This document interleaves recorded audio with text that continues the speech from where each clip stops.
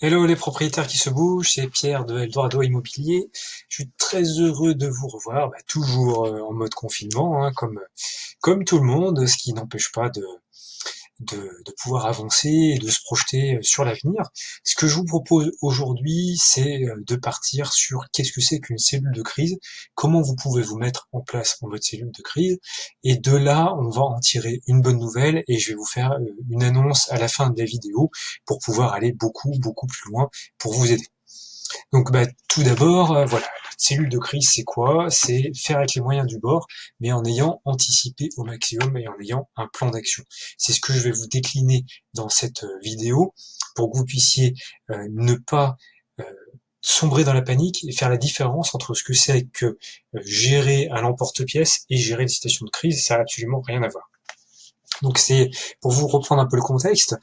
Prenez par exemple le film Apollo 13. Alors, je sais pas si vous l'avez vu, mais en gros, euh, bon, c'est un film américain hein, qui est un peu tiré par les cheveux à certains moments, mais euh, à la fin du film, enfin presque à la fin du film, pour s'en sortir, pour survivre, pour poursuivre la mission, ils doivent construire un filtre à CO2 de fortune. Alors c'est pas un truc normalement qu'on fait comme ça, et pourtant ils sont motivés, ils mettent tout ce qu'ils trouvent en vrac autour d'eux, ils mettent tout sur la table et ils arrivent à faire ce fameux filtre. Avec la crise du coronavirus, il faut qu'on arrive à faire pareil.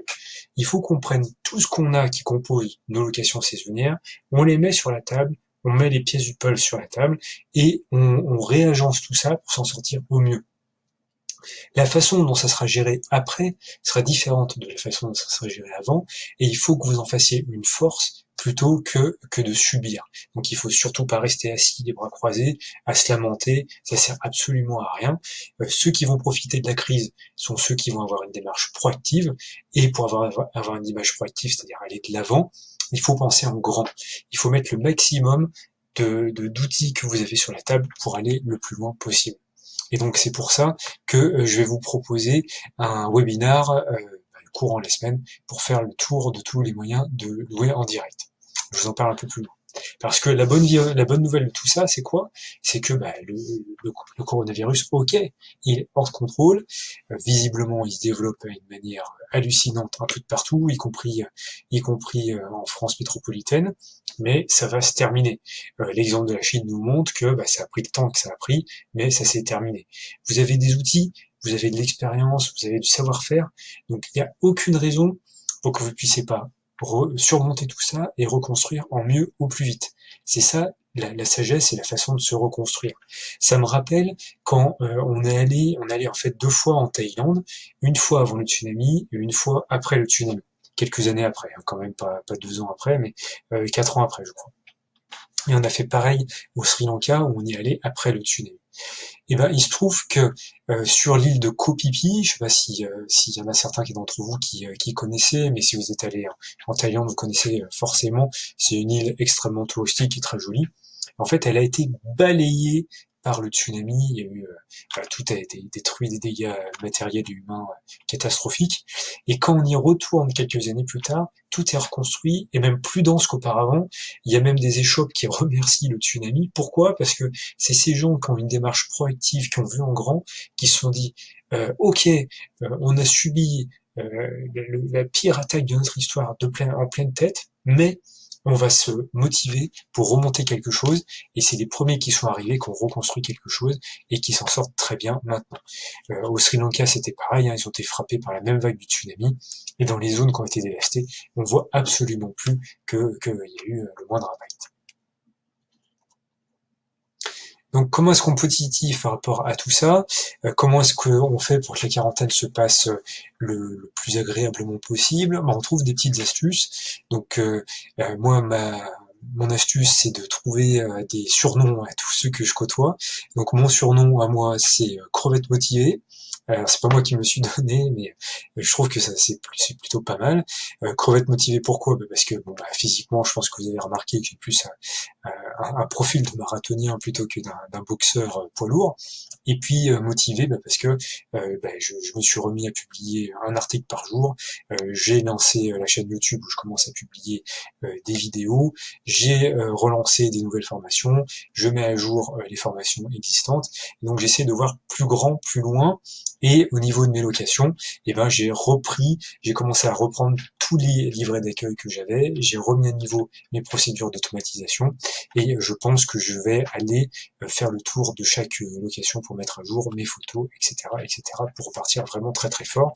Et en ce moment, je travaille beaucoup sur Google My Business, et je vous prépare un topo là-dessus. J'en parlerai dans le webinaire aussi. Donc quel est votre prénom, votre surnom à vous? Quel est le surnom que vous vous donneriez? Et il faut que ce soit un surnom qui reflète votre état d'esprit. Pourquoi pas ce que vous avez mangé en dernier par rapport à la crevette, mais il faut que vous ayez un bon état d'esprit et trouver des astuces pour rompre un peu ce confinement et faire comme si c'était business as usual et pouvoir continuer à aller de l'avant, parce que une fois que ça sera fini, vous allez regretter d'avoir passé ce temps à ne rien faire. Il faut que ce soit un temps qui soit utile. Alors bien sûr, vous avez le droit d'en profiter pour remettre à niveau votre appart, votre maison, pour faire du rangement, pour faire des choses familiales que vous n'avez pas eu le temps de faire. Ça, c'est toujours une démarche proactive, donc je vous invite vraiment fortement à le faire. Mais rester toute la journée devant la télé, ok, une fois par semaine, pourquoi pas, mais tout le temps, ça, c'est pas possible. Il faut aussi arriver à stopper l'hémorragie. Ça fait partie de la démarche proactive, c'est pas forcément le plus sympathique, mais vous devez, et j'en parlerai un peu plus loin dans la vidéo, avoir un état d'esprit qui vous permet de fixer les priorités. Et c'est ça la gestion d'une crise, c'est que vous devez savoir où vous allez. Donc je vous ai préparé dans les prochaines diapos un petit canevas pour savoir quel est l'essentiel de l'accessoire et où est-ce que vous devez aller passer du temps, où est-ce que vous devez ne pas passer du temps ou faire des décisions un peu plus douloureuses. Concernant les annulations, on en a déjà parlé, chacun a une vision euh, de, de comment est-ce qu'il gère les annulations. Donc il y a eu la vague des annulations si vous aviez Airbnb et Booking pendant quelques jours qui ont tout annulé sans rien vous demander à 100%. Et aujourd'hui, c'est fini.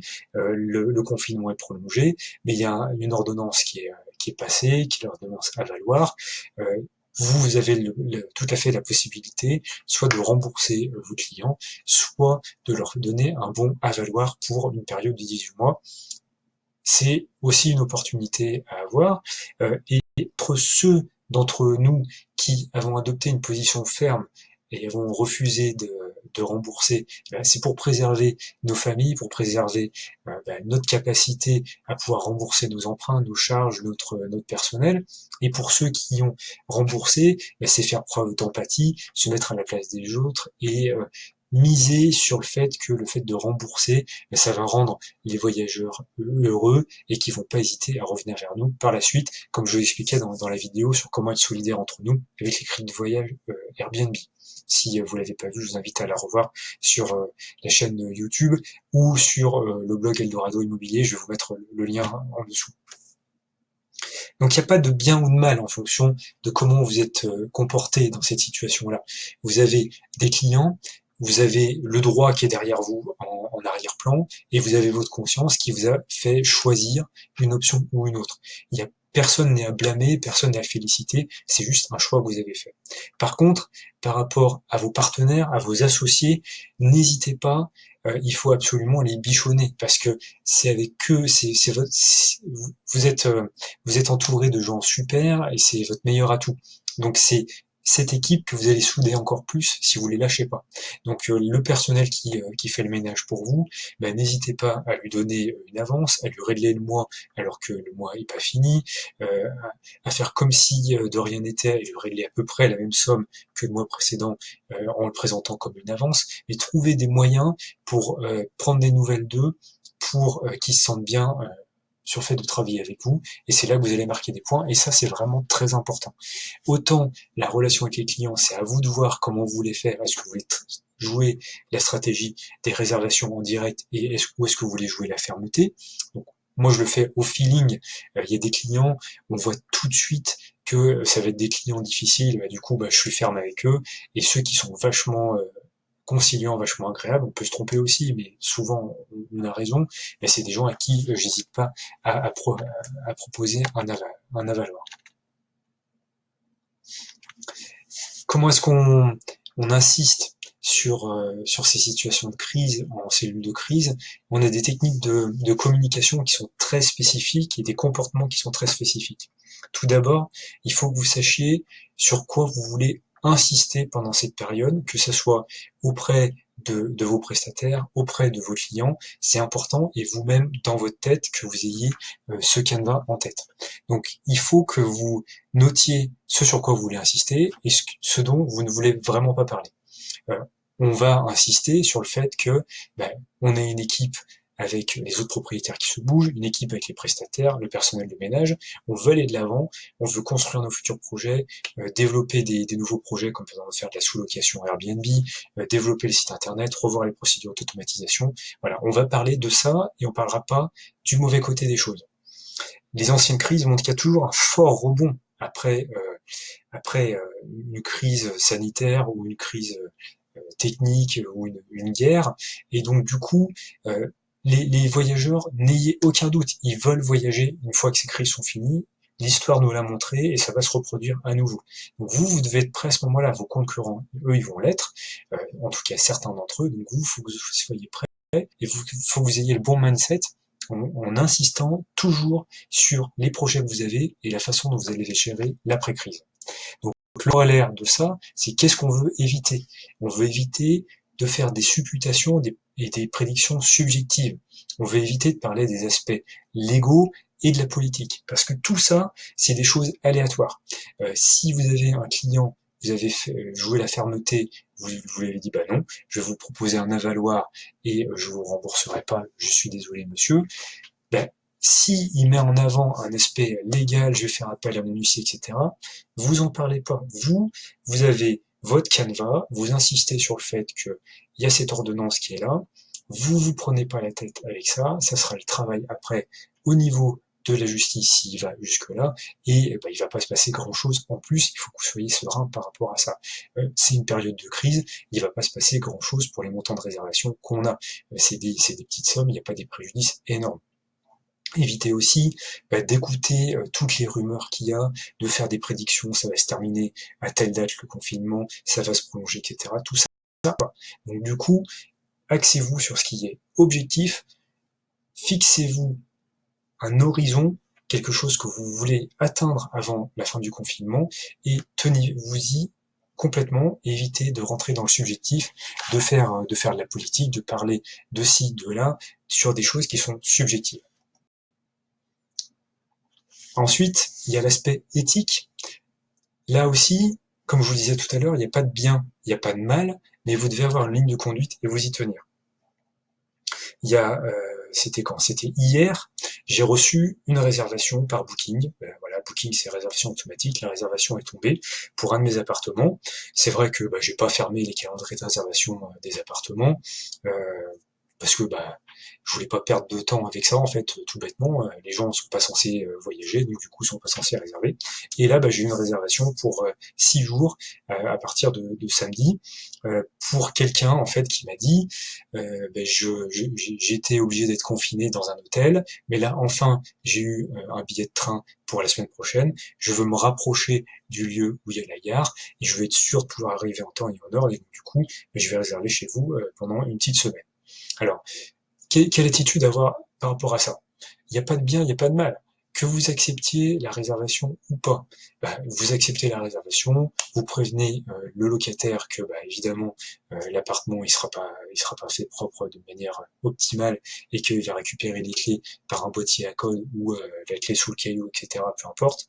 Euh, voilà, et vous gérez ça. Ça vous atténue vos pertes. Vous avez une rentrée d'argent. C'est tout à fait acceptable par rapport à ça. C'est pas vous qui prenez le risque de vous déplacer, c'est lui, pourquoi pas. Après, d'un autre côté, le confinement, c'est le confinement. Vous voulez peut-être pas avoir le coronavirus qui va dans un de vos apparts, même s'il y a des moyens de le traiter, de le désinfecter derrière. Vous voulez faire respecter le confinement, c'est votre position éthique. Et puis, vous pouvez aussi vous dire, peut-être que cette personne-là, ok, elle me dit qu'elle a un train, mais ça se trouve, elle aura pas son train, il va être supprimé, ou alors elle a une mauvaise foi, et elle va rester dans mon appart pendant toute la durée du confinement, et j'aurai jamais mes loyers. Et du coup, je prends un risque par rapport à ça, qu'elle parte pas de sitôt.